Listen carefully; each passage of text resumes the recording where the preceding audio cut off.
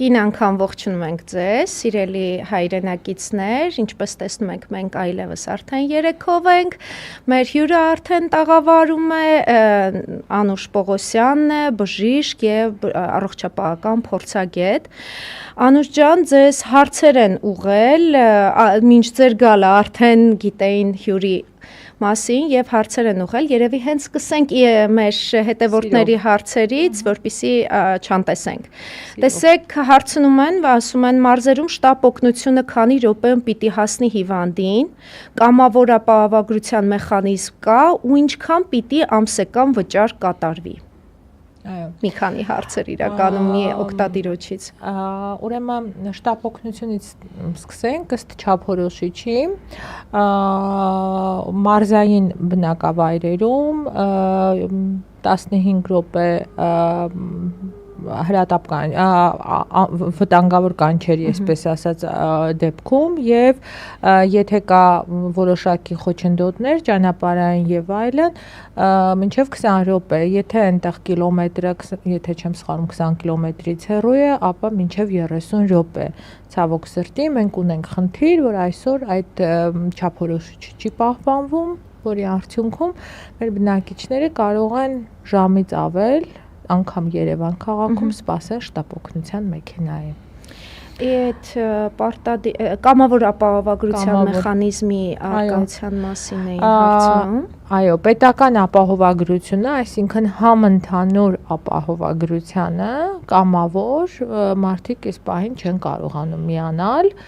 այսինքն եթե մեր քաղաքացիները 200,000 եւ 1 դրամ եւ ավել ստացողներ են, նրանք պարտադիր պետք է ապահովագրվեն, իսկ եթե օրինակ 199,000 դրամ աշխատավարձ ունեն եւ ուզում են, այսպես ճակերտներով այդ լավ բանից օգտվել,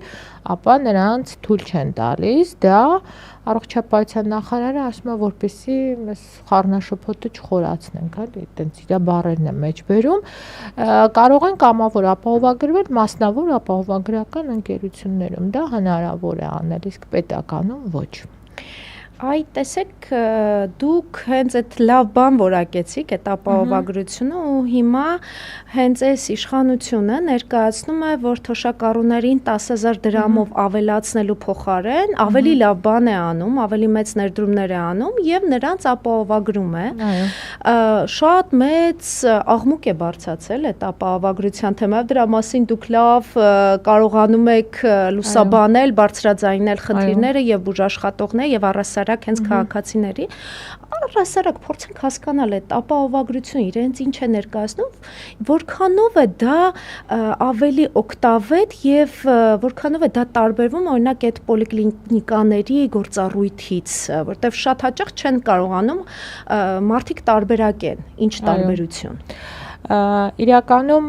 ոչ ոք չի հերքում ապահովագրության կարևորությունը երկրի զարգացման համար, չի հերքում, որ երկրի սոցիալ-տնտեսական կայունացման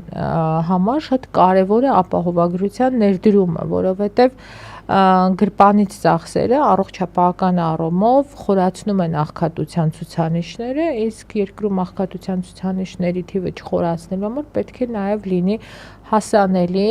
առողջապահություն եւ այդ առողջապահությունը հասանելի պետքա լինի նաև ապահովագրության շրջանակներում, սակայն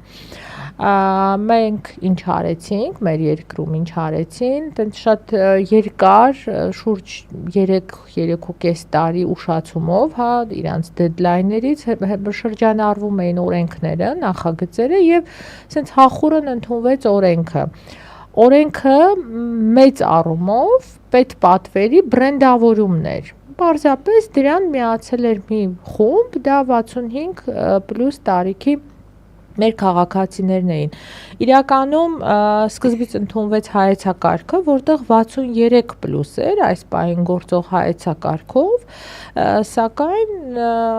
հետո փոխեցին 65+։ Ունենք բավականին լուրջ խնդիրներ, այս փաստաթղթի եւ կազմակերպչական խնդիրներ, այսօր բոլոր այսպես խմբերը, շահառուները ունեն բողոքներ։ Բողոքներ ունեն քաղաքացիները,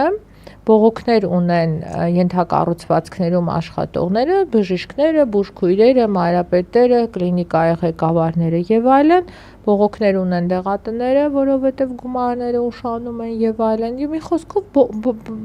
ոչ միտեղ այդ խնդիրները, այսպես ասած, չի լուծված։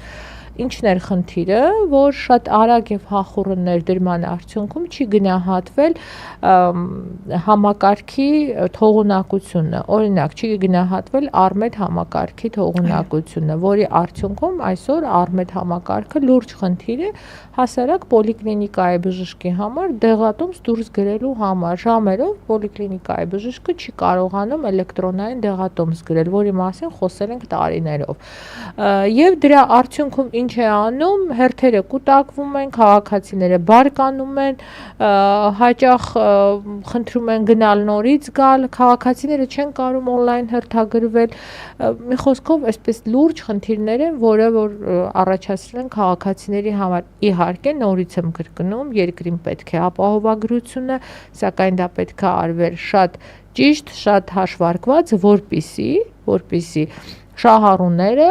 այսինքն Հայաստանի Հանրապետության քաղաքացիները չունենան հիասթափություն այս համակարգից։